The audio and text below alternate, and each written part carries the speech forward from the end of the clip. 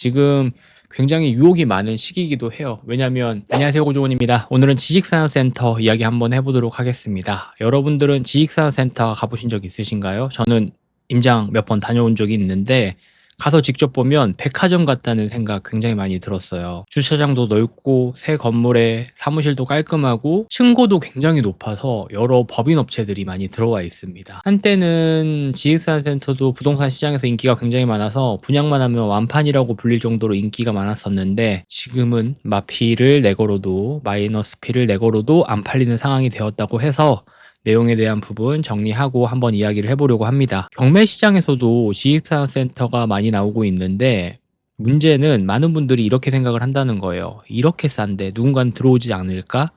언젠간 오르지 않을까? 라는 생각을 하고 계신다는 거죠. 오늘은 그 생각이 왜 이렇게 위험한지, 그리고 어떤 걸 좀 조심해야 하는지를 이야기 한번 해보도록 하겠습니다. 그러면 지식산업센터는 왜 한때 그렇게 인기가 있었을까에 대한 부분 간단하게 정리를 해보면, 불과 몇 년 전만 해도 정말 20년도, 21년도 이때만 해도 지식산업센터는 투자자들 사이에서도 엄청난 인기를 가지고 있었습니다. 수업도 굉장히 많았어요. 지식산업센터 수업, 투자 수업, 이렇게 경매 수업, 이렇게 해서 관련된 수업들도 많이 있었었는데 지금은 다 사라졌죠. 장점이 분명했던 투자 방법이기도 했습니다. 주택처럼 전매 제한도 없었고 대출도 잘 나왔어요. 무엇보다 상가보다 싸고 사무실보다는 유리하다는 말까지 돌면서 어디든 공급만 하게 되면 수요가 막 쏟아졌습니다. 특히 강남권, 성남, 판교 같은 알짜 입지 지식산업센터는 줄 서서 청약을 하기도 했고 프리미엄도 붙었어요. 이런 물건들이 경매에서라도 만약에 나오게 되면 당연히 경쟁이 심했고, 경쟁이 심했다라는 거는 싸게 낙찰받기는 어려웠죠. 하지만 지금은 이야기가 완전히 달라졌는데 공실이 굉장히 많아졌습니다. 양주, 포천, 평택 이런 외곽 지역들 보면 지식산업센터가 그냥 지금 텅텅 비어있는 수준이에요.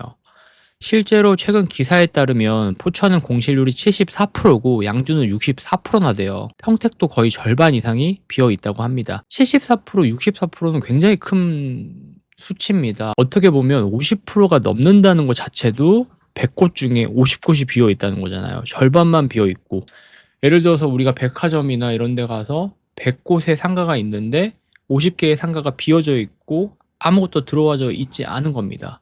30개만 그렇게 비어져 있는 공간들로 공간이 채워져 있어도 휑한 느낌이 있는데, 이게 74%, 64%면은 가서 보면 생각보다 더 많은 공실을 느낄 수 있을 거예요. 그러면 왜 이런 일이 일어났을까? 왜 이런 일이 벌어졌을까? 한번 좀 살펴보면 공급이 너무 많았습니다. 건설사들은 돈이 된다는 걸 알았고 규제를 피하면서도 돈 되는 상품을 찾다가 지식산업센터들을 막 쏟아내기 시작을 했던 거예요.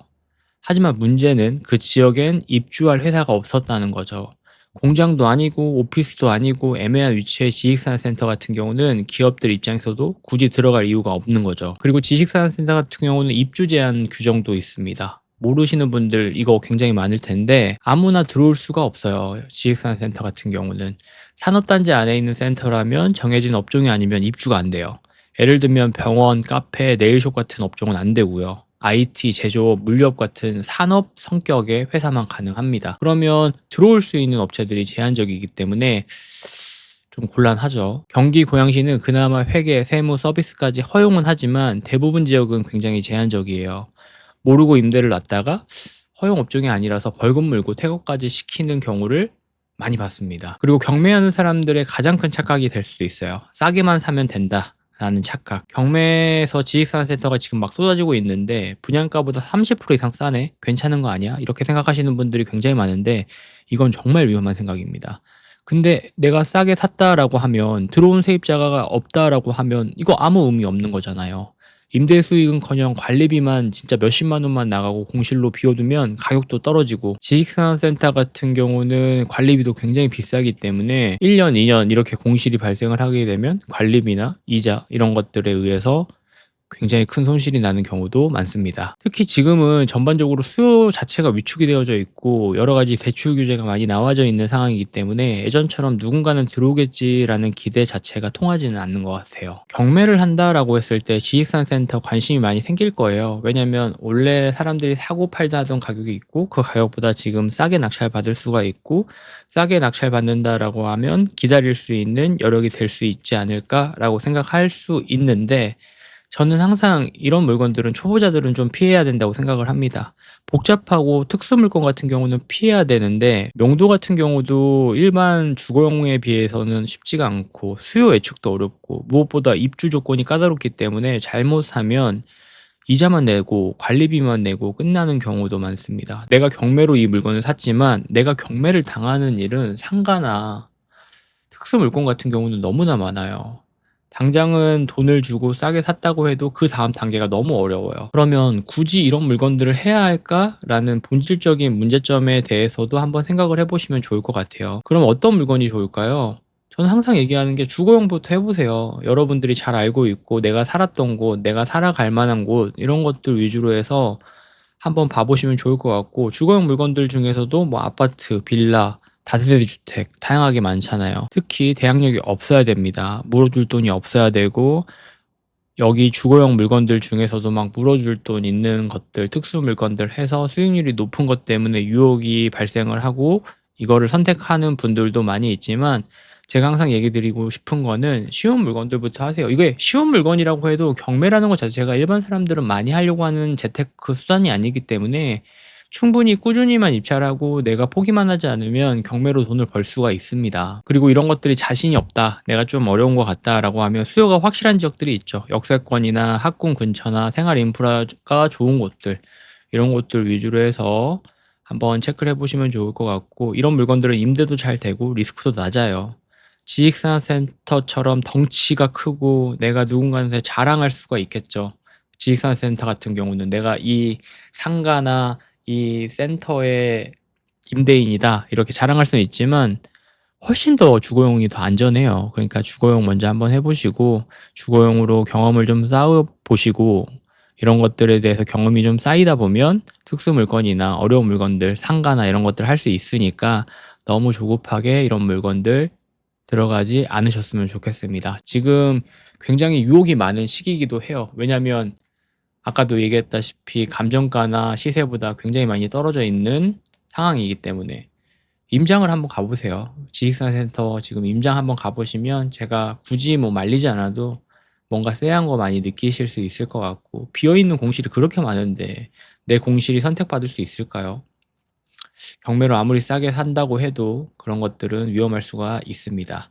한때 잘 나갔던 지식산센터 이게 세상이 저는 바뀌고 있다는 거를 정말 느끼고 있는 게 그때 정말 '이거 안 사면 바보 같다.'라고 사람들이 얘기하던 시기도 있었어요, 지식산업센터가. 근데 지금 같은 경우는 보면 공실지옥에 미분양 무덤이 돼 가고 있고 싸게 샀다고 해서 다 좋은 투자는 아니라는 거를 제가 이 바뀌고 있는 시대를 보면서 많이 느끼고 있는 것 같아요. 본질적인 건 이겁니다. 그 물건이 팔릴 수 있느냐, 임대가 되느냐가 가장 중요하고 경매는 속도보다는 매번 얘기하는 방향이 중요한 것 같아요. 처음 시작하시는 분들은 꼭 안정적인 물건부터 보시면 좋을 것 같고 안정적인 물건이 뭔지 생각해 보고 고민해 보고 찾아보고 임장도 가 보고 전화도 해 보고 이런 게 저는 공부라고 생각을 합니다. 남들이 얘기하는 거, 제가 얘기하는 것도 이것도 정답이 아니에요. "위험하다."라고 하면 내가 관심이 있어서 한번 찾아보기도 하고 전화도 한번 해 보고 직접 가 보기도 하면 '이게 진짜 위험한 거일 수도 있겠구나.' 이런 것들을 본인이 느껴야 여러 가지 방향에 대한 정답을 찾을 수가 있기 때문에 계속 끊임없이 고민하고 생각을 해 보셨으면 좋겠습니다. 저도 그런 생각들 계속 많이 하니까 이렇게 영상으로 꾸준하게 내용들 전달하고 만들어 보도록 하겠습니다.